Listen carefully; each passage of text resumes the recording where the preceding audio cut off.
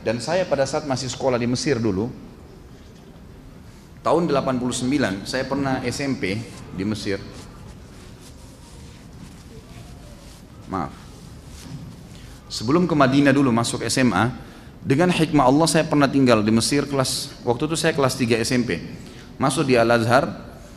Lalu metode yang dipakai di Mesir adalah kalau kita mau belajar fikih, maka akan datang pengurus sekolah mengatakan siapa yang bermadzhab Syafi'i. Kebetulan saya sama sepupu saya ada di kota Makassar sekarang, sama-sama saya dari kecil, Masya Allah.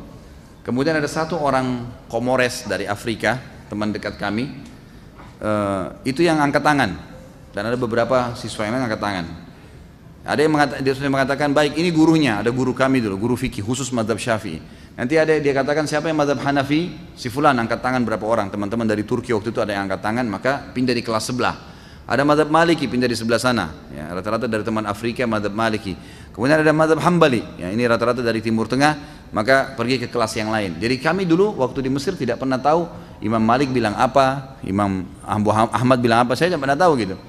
Terbalik waktu saya masuk ke Madinah, di Madinah subhanallah kita didatangkan dengan satu dosen fikih. Lalu beliau mengatakan hukum jual anjing misalnya, Imam Syafi'i bilang begini, ini dalilnya, Imam Ahmad bilang begini, ini dalilnya, Imam Malik bilang begini, ini dalilnya, Imam Hanifah bilang begini, ini dalilnya. Jadi kita bisa memilih.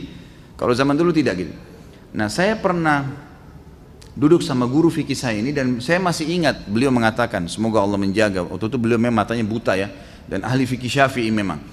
Dan beliau mengatakan, dia tahu nama saya, dia bilang, Khalid, sudah tahu belum kalau khilaf diantara ulama masalah mana salam yang wajib? Apakah dua-dua salam itu wajib atau satu salam saja yang wajib? Gitu kan?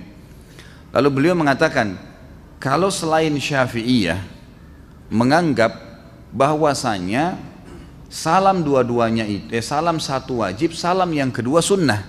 Artinya, kalau kita salam assalamualaikum warahmatullah, waktu itu beliau praktikkan di depan saya masih ingat, balik ke sebelah kanan. Kemudian pas orang balik ke sebelah kiri dia mengeluarkan angin, maka dalam madhab selain Syafi'iyah ini sah sholatnya karena dianggap salam kedua hukumnya sunnah.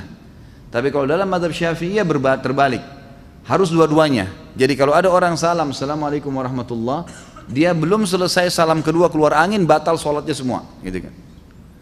Ini khilaf diantara ulama tentang kewajibannya, tapi ini memang tidak masuk dalam dalil secara khusus yang menjelaskan masalah itu. Hanya saja memang ini khilaf di antara ulama yang saya ingin sampaikan ke teman-teman agar lebih jelas berhubungan dengan masalah itu. Allahu a'lam.